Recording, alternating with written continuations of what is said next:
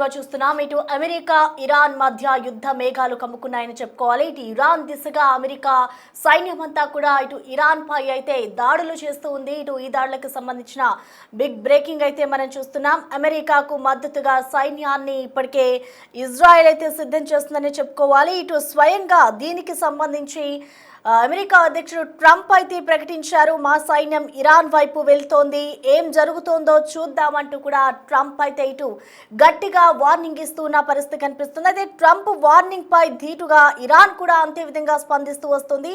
ఇటు యుద్ధానికి సిద్ధమని ఇరాన్ సైతం కూడా అమెరికాను ధీటుగా ఎదుర్కొనేందుకు మేము కూడా యుద్ధానికి సిద్ధమే అంటూ కూడా ఇటు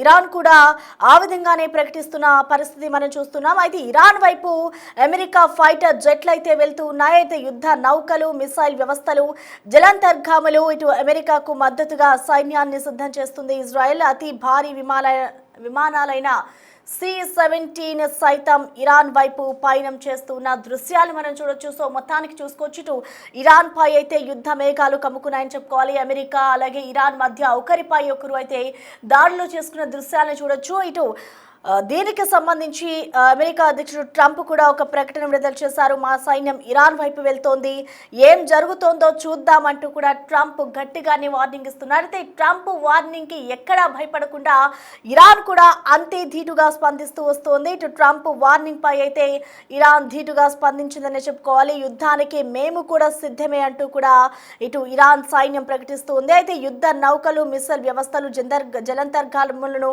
అన్నిటిని కూడా ఇటు అమెరికా అయితే వాటిపై వదులుతూ ఉన్న విజువల్స్ని కూడా మనం చూడొచ్చు. అయితే అమెరికాకు మద్దతుగా ఇటు ఇజ్రాయెల్ కూడా సైన్యాన్ని సిద్ధం చేస్తూ ఉన్న పరిస్థితి మనం చూస్తూ ఉన్నాం.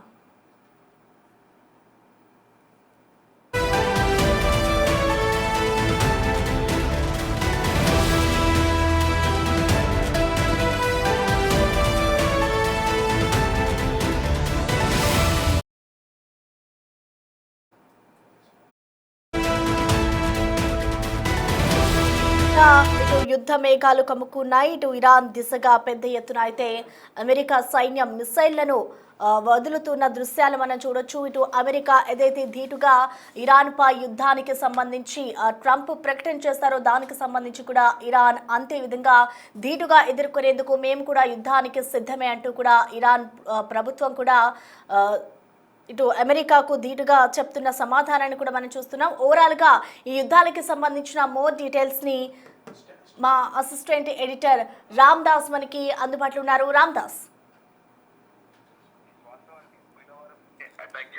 ట్రంప్ ప్రకటించారు కానీ అంతలోనే ఆలోచన విరమించుకున్నారు. కానీ దాని తర్వాత మాటల యుద్ధం పెరిగింది. మళ్ళీ అటు ఇరాన్ లో ఉద్రిక్తతలు పెరిగాయి. ఇటు ట్రంప్, అటు ఖమేనీ ఒకరిపై ఒకరు హెచ్చరికలు జారీ చేసుకోవడం, ఇరాన్ లో ఖమేనీని గద్దెదిస్తాం, ట్రంప్ అంటే అసలు ట్రంప్ ని లేపేస్తామంటూ ఖమేనీ ఏకంగా హెచ్చరికలు జారీ చేయడం, దీంతో తన జోలికి వస్తే ఇరాన్ ని భస్మం చేస్తా అసలు ప్రపంచ పటంలోనే లేకుండా అవుతుందంటూ ట్రంప్ హెచ్చరికలు, ఇవన్నీ మనం చూసే ఉన్నాం.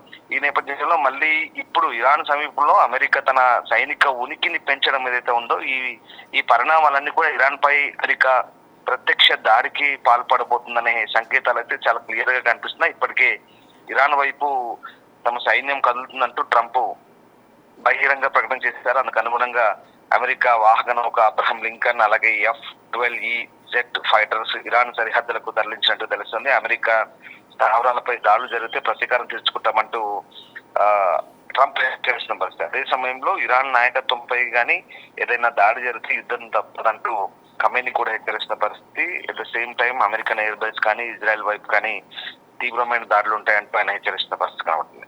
సో మొత్తం మీద పరిస్థితులు అయితే మళ్ళీ చేయి దాటే అవకాశం కనిపిస్తుంది. ఏదేమైనా పరిస్థితులు ఉద్రిక్తంగా మారే అవకాశం కనిపిస్తుంది. అమెరికా అయితే దాడికి రంగం సిద్ధమవుతుందా, సైనిక చర్యలు ఉండబోదంటూ ట్రంప్ నిర్ణయాన్ని మార్చుకున్న నిమిషంలో మళ్ళీ ఏ క్షణమైనా ఇరాన్ పై భారీ స్థాయిలో విరుచుకుపడే అవకాశం ఉందా అనే అనుమానాలు కూడా తలెత్తున్నాయి.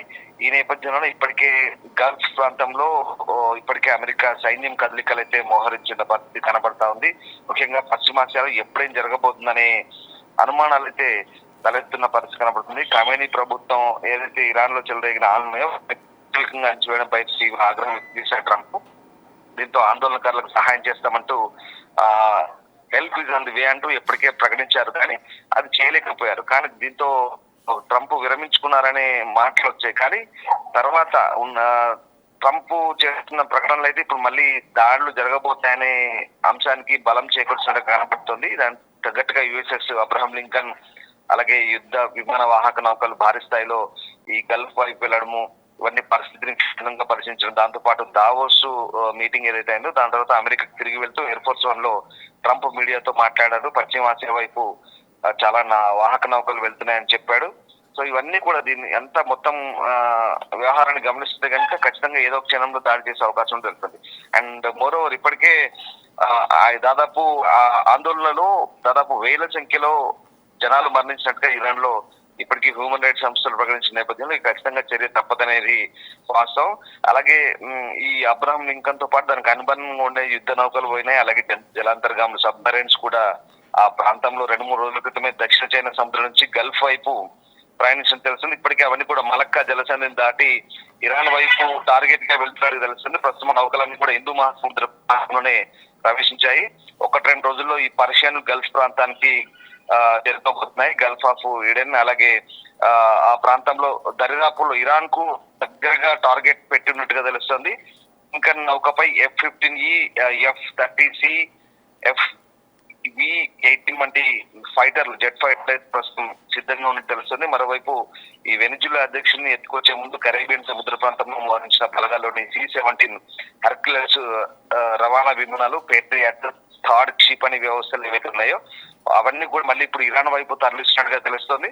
సో మొత్తం మీద అంటే ఈ బలగా ఇప్పుడు మనం చెప్పినటువంటి ఆయుధాలు, యుద్ధ సామాగ్రి, ఈ విమానాలు, ఫైటర్ జెట్లు ఇవన్నీ ఏవైతే ఉన్నాయో అవన్నీ కూడా Gulf of Oman, Gulf of Malacca జలసంధి దాటి హిందూ మహాసముద్రం నుంచి నేరుగా ఇరాన్ వైపు అయితే టార్గెట్ గా వెళ్తున్నాయి. పక్కాగా దాడి జరగబోతుందనే సంకేతాలు అయితే దీన్ని బట్టి మనకు అర్థమవుతుంది. బలగాల మోహరింపు భారీ స్థాయిలో ఏది కనబడలేదంటూ ప్రకటించినప్పుడు కూడా తాము శాటిలైట్ చిత్రాలను పరిశీలించాము, అమెరికా ఎయిర్ బేస్ లో యుద్ధ విమానాల మోహరింపు కనబడలేదని చెప్తున్నప్పుడు కూడా ఇవన్నీ 1-2 రోజులు అక్కడ చేరుకోబోతున్నాయనే వార్తలు వినిపిస్తున్నాయి. సో హిందూ మహాసముద్రం నుండి డియోగో గార్సియా స్థావరంలో మాత్రం B-2 బాంబర్లు, యుద్ధ విమానాలు ఉన్నాయంటూ కూడా కొన్ని వెబ్సైట్లు చెప్తున్నాయి. సో ఈ బలగాలు దాడికి సిద్ధం కాబోతున్నాయంటూ వార్తలు వస్తున్న నేపథ్యంలో మరి నిజంగా ఏం జరగబోతుంది, అమెరికా ఇరాన్ పై దాడికి సన్నద్ధం అవుతుందనే సంకేతాలు అయితే మనకి ఇప్పుడు కనిపిస్తున్నాయి. సో ఇప్పటికీ ఇరాన్ వైపు తమ సైన్యం పెద్ద ఎత్తున కదులుతుందంటూ ఈ దావోస్ మీటింగ్ నుంచి ట్రంప్ ఏకంగా ఎయిర్ ఫోర్స్ 1 విమానంలోనే అనౌన్స్ చేయడం బట్టి చూస్తుంటే ఖచ్చితంగా ఏ క్షణమైనా అమెరికా దాడి చేయబోతుంది. ఒకవేళ అమెరికా ఇంకా దాడి చేస్తే అమెరికన్ స్థావరాలపై ప్రతీకారం తీర్చుకుందామంటూ అటు ఇరాన్ కూడా హెచ్చరిస్తుంది. అట్లాగే ఇప్పుడు ఇజ్రాయెల్ కూడా అప్రమత్తం అవుతుంది. ఎందుకంటే ఒకవేళ అమెరికా కనుక దాడి చేస్తే కేవలం అమెరికా ఇరాన్ మధ్య కాదు, ఇది ఇజ్రాయెల్ వైపు కూడా దాడికి దిగే అవకాశం ఉంది ఇరాన్. సో ఇజ్రాయెల్ కూడా తమ పౌరులకు ఇప్పటికే హెచ్చరికలు జారీ చేసింది. ఎప్పుడు ఏ క్షణమైన ఏదైనా జరగవచ్చు, అప్రమత్తంగా ఉండమని చెప్తున్న పరిస్థితి. బంకర్ లో కూడా సిద్ధంగా ఉండండి అవసరమైతే వెళ్ళడానికి అని చెప్పేసి. సో అందుకు అనుగుణంగా ఇప్పుడు ఇజ్రాయెల్ కూడా ఈ దాడి ఎప్పుడు జరిగినా కూడా ఇజ్రాయెల్ పౌరులు అప్రమత్తంగా ఉండాలంటే అక్కడ ప్రభుత్వం కూడా హెచ్చరిస్తున్న పరిస్థితి కనబడుతుంది. సో ఏదేమైనా అంటే వాస్తవానికి ఇదంతా కూడా వ్యవహారం డిసెంబర్ 28 నుంచి ఇరాన్ లో నిరసనలు వెల్లువెత్తాయి. కరెన్సీ పడిపోవడం, ఆర్థిక మాంద్యం, ధరలు పెరిగిపోవడం, అవినీతి పాలన, మతాధికారుల నిర్బంధ పాలన, ఇవన్నీ కూడా అక్కడ ప్రజలకు విసుగు చెంది వేలాది మంది, లక్షలాది మంది ఇరాన్ వ్యాప్తంగా అన్ని నగరాలు దాదాపు 180 పైగా నగరాల్లో నిరసన ప్రకటించారు, ఆందోళన చేశారు. అది పెద్ద ఎత్తున హింసకు దారితీసింది.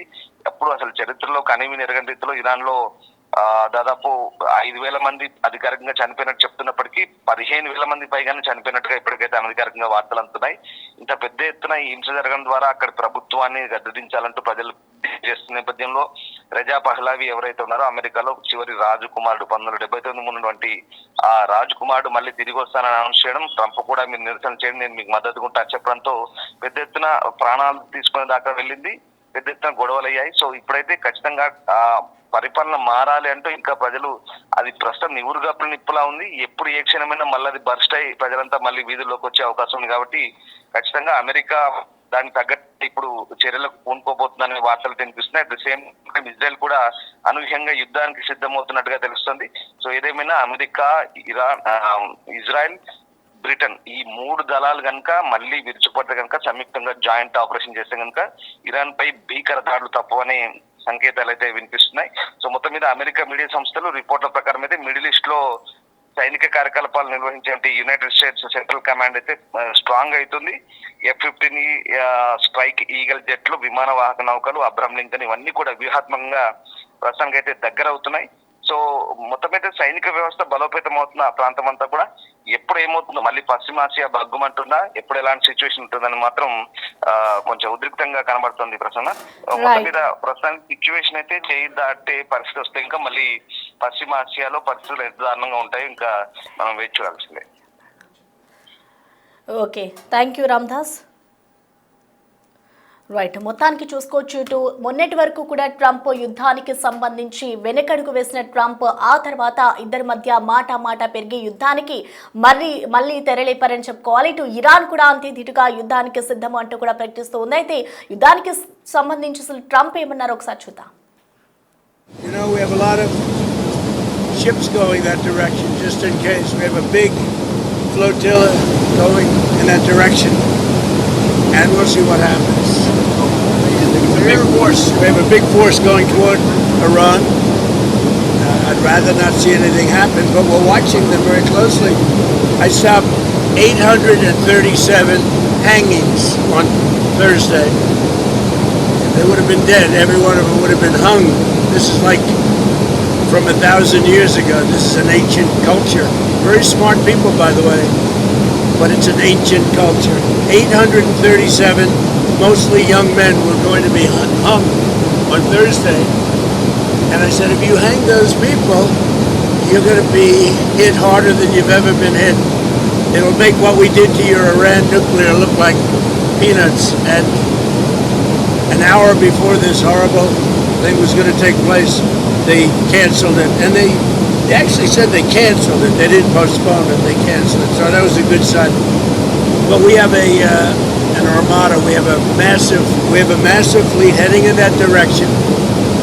And maybe we won't have to use it. We'll see. You know, we have a lot of ships going that direction. Just in